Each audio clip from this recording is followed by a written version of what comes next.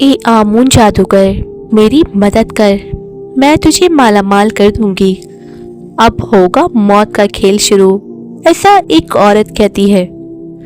مدینے کی وہ رات ایک عجیب سی خاموشی نے رسول اللہ صلی اللہ علیہ وسلم کے گھر کو کھیر لیا تھا۔ نہ جانے انہیں کیا ہو گیا تھا، کچھ دنوں سے آپ صلی اللہ علیہ وسلم پر عجیب سی کیفیت طاری تھی، ایسا ان کے ساتھ پہلے کبھی نہیں ہوا تھا۔ ہاں، یہ بے چینی، یہ الجھن آج تک کبھی نہیں دیکھی گئی تھی۔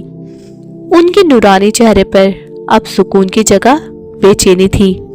لوگ بہت پریشان ہو گئے تھے اور ان سے پوچھنے لگے، اے اللہ کے نبی، آپ کو کیا ہو گیا ہے؟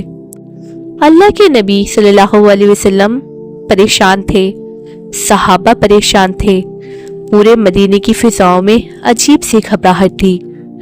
لیکن مدینے کے شہر میں ہی ایک اور آدمی تھا جو رسول اللہ صلی اللہ علیہ وسلم کی اس حالت پر بہت خوش ہو رہا تھا، اور وہ تھا مشہور جادوگر لبید ابن عاصم۔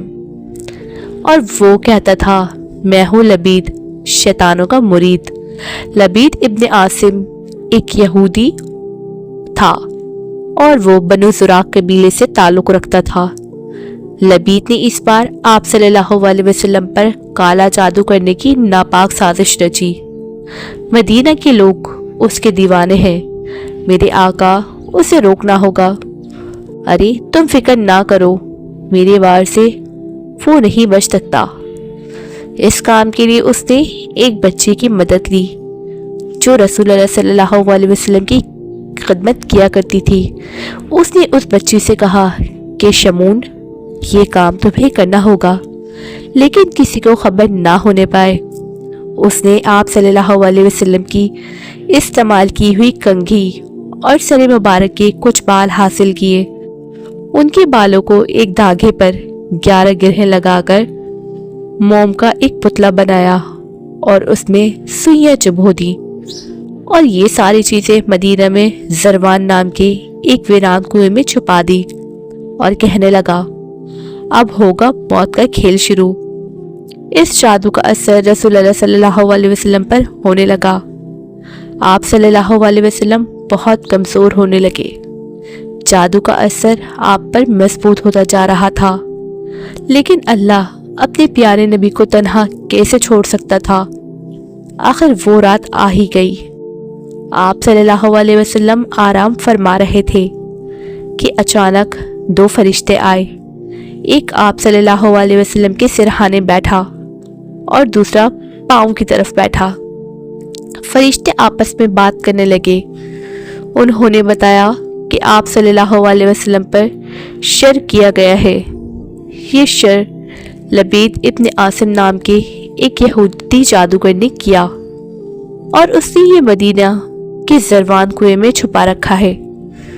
صبح ہوتے ہی رسول اللہ صلی اللہ علیہ وسلم نے اپنے 3 صحابہ حضرت علی رضی اللہ تعالیٰ عنہ، حضرت زبیر رضی اللہ تعالیٰ عنہ اور حضرت عمار رضی اللہ تعالیٰ عنہ کو زروان کنویں کی طرف بھیجا۔ وہاں سے جادو کا سامان نکالا گیا اور دیکھا گیا کہ اس میں 11 گرہیں لگی ہوئی ہیں۔ اس دوران جبرائیل علیہ السلام اللہ کا پیغام لے کر آپ صلی اللہ علیہ وسلم کے پاس آئے۔ وہ پیغام تھا سورہ فلق اور سورہ ناس۔ ابو ارکم، وہ سورت سناؤ جو ہمارے نبی پر نازل ہوئی۔ بسم اللہ الرحمن الرحیم، قل اعوذ برب الفلق، قل اعوذ برب الناس۔ ہر آیت پر جادو کی ایک ایک گرہ خود بخود کھلتی جا رہی تھی۔ جیسے ہی 11ویں آیت پر آخری گرہ کھلی، رسول اللہ صلی اللہ علیہ وسلم ایسے اٹھ کھڑے ہوئے جیسے انہیں کسی نے باندھ رکھا ہو اور اب آزاد کر دیا گیا ہو۔ اب رسول اللہ صلی اللہ علیہ وسلم بالکل صحت یاب ہو چکے تھے۔ صحابہ کے چہرے پر خوشیاں جھلک رہی تھی۔ مدینے کا کھویا ہوا نور واپس آ چکا تھا، لیکن بات یہی ختم نہیں ہوتی، اصل کہانی تو اب شروع ہوتی ہے۔ میں افسوس کے ساتھ یہ کڑوی سچائی بتاتی ہوں کہ آج کے دور میں کوئی کسی کی کامیابی سے خوش نہیں ہوتا۔ آپ کے آفس میں کام کرنے والے سلیم نے بھی اپنی گاڑی لے لی ہے حتیٰ کہ اپنوں سے بھی ہماری کامیابی برداشت نہیں ہوتی۔ تمہارا چاچا سعد بھائی مہینے کے لاکھوں روپے کماتا ہے، کوئی نئی گاڑی لے آئے تو حسد، کسی کو اچھی جاب مل جائے تو حسد، کوئی پڑھائی میں اچھا ہو تو وہ بھی نظر بد اور حسد کا شکار ہو جاتا ہے۔ نظر بد کتنی خطرناک چیز ہے، اس کا اندازہ رسول اللہ صلی اللہ علیہ وسلم کی اس حدیث سے ہوتا ہے۔ نظر انسان کو قبر تک اور اونٹ کو ہانڈی تک پہنچا سکتی ہے۔ نظر ایسی چیز ہے جو بنا چاہے بھی لگ سکتی ہے، اس لیے رسول اللہ صلی اللہ علیہ وسلم نے فرمایا، اگر تم اپنے بھائی کے پاس کوئی ایسی چیز دیکھو جو تمہیں پسند آئے تو اس کے لیے برکت کی دعا کرو۔ اور بات صرف نظر اور حسد تک ہی نہیں، بلکہ ہماری سوسائٹی میں کچھ لوگ ایسے بھی ہوتے ہیں جو دوسرے کی خوشیوں کو برباد کرنے کے لیے جادو جیسی شیطانی طاقتوں کا سہارا لیتے ہیں۔ اے امون جادوگر، میری مدد کر، میں تجھے مالا مال کر دوں گی۔ اس کے علاوہ آج ہر 10 میں سے 8 لوگ ڈپریشن اور انزائٹی کا شکار ہیں۔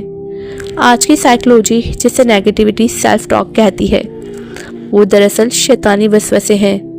تم کسی قابل نہیں، تم سے نہیں ہوگا، لوگ کیا کہیں گے، یہ سب شیطان کے وسوسے ہیں جو ہمیں الجھنوں میں ڈال دیتے ہیں۔ نظر، حسد، جادو، جنات کے ساتھ ساتھ ڈپریشن اور انزائٹی جیسے مسائل کو بھی ہم سورہ فلق اور سورہ ناس کے ذریعے حل کر سکتے ہیں۔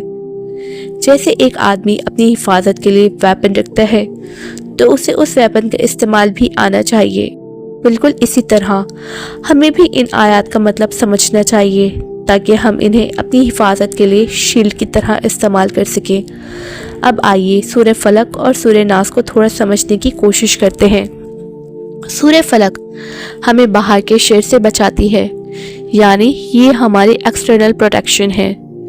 میں صبح کے رب کی پناہ مانگتا ہوں ہر اس چیز کے شر سے جو اس نے پیدا کی، اور رات کے اندھیرے کے شر سے جب وہ چھا جائے، اور گروہوں میں پھونک مارنے والوں کے شر سے، اور حسد کرنے والے کے شر سے جب وہ حسد کرے۔ اس سے ہمیں معلوم ہوتا ہے کہ سورہ فلق ہمیں مخلوق کے شر سے، رات کے اندھیرے کے شر سے، جادو اور جنات کے شر سے، اور حسد کرنے والے کے حسد سے بچاتی ہے۔ اب بڑھتے ہیں سورہ ناس کی طرف۔